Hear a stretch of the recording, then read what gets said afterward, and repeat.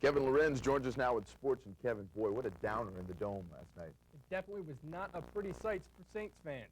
When Jim Moore and his staff looked at the film this morning, I wonder if it was as bad as the nightmares they had last night, courtesy of Green Bay quarterback Brett Favre. Yesterday's loss to the Packers had assured Moore of his second straight losing season, and a loss next week to the Jets would give Moore his first ever 10-loss season. Yesterday's game had nothing to do with Moore's coaching ability and everything to do with the Saints secondary not getting it done mentally or physically against Brett Favre. The former Southern Miss star worked the seams of the Saints defense, and he also went deep.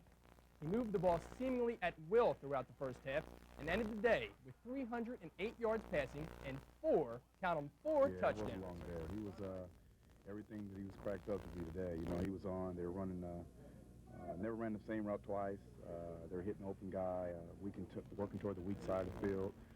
It was just took us a while to adjust. A lot of the completions today were not one-on-one. We caught their safeties biting on play action before one touchdown.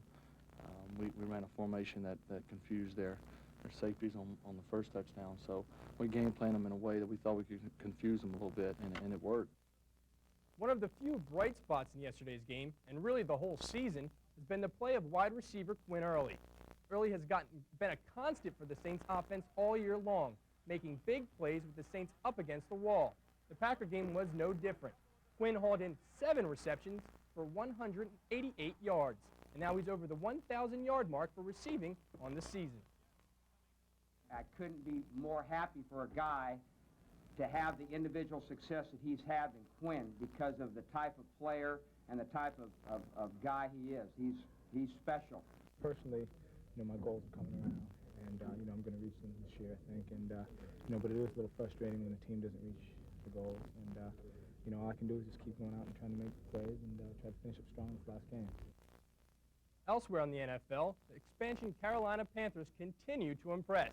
Dom Capers and his Carolina crew playing the role of spoilers as the Falcons tried to sew up a playoff berth today at Clemson Stadium in South Carolina.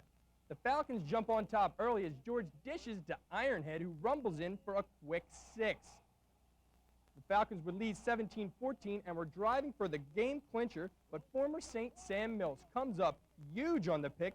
Mills intercepts the ball deep in Carolina territory. George can't believe it. Later, Kerry Collins would connect with Willie Green, 89 yards, the longest play in Carolina history, as the Panthers go on to win 21-17. Meanwhile, in a big AFC East showdown, it's the Bills and the Dolphins. Dan the Man Marino to Eric Green early. He crosses the goal line. It's all tied up at 13. Yes, he does get in. But the Bills would take the lead. Jim Kelly hits Thurman Thomas 11 yards on the score. Don Shula not too happy. Marv Levy, things are looking up. Fourth quarter, tied at 20. Steve Christie boosts a 25-yarder. It turns into the win as the Bills take out the Dolphins 23-20. Elsewhere, Detroit big over Jacksonville. Cleveland 26-10 over Cincinnati. And the Eagles of Philadelphia by 1 over Arizona. And in Houston, Steve McNair made his first pro start in the Oilers' final home game in the Astrodome ever. McNair looked good early, hitting Haywood Jeffries 35 yards for the score, 10-zip the Oilers. Then McNair also would get help from his receivers. Rookie Chris Sanders, great catch here, 53 yards.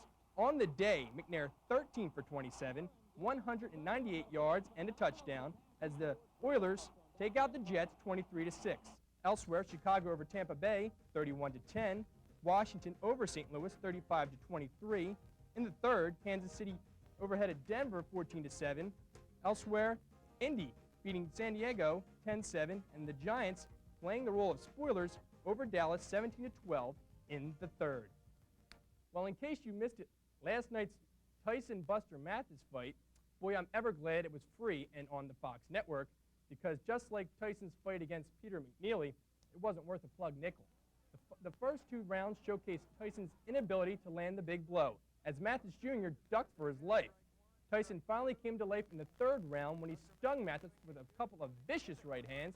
Mathis tried to get up before the 10 count, but was probably better off laying there getting pummeled, Tyson will face Frank Bruno for the WBC title at the MGM Grand in Las Vegas. We get coming up at 10 with a little, some late football action and some hoops. All right, sounds good. Great fight. Well, that's sports, and coming up next, we'll have weather and much more on News 8.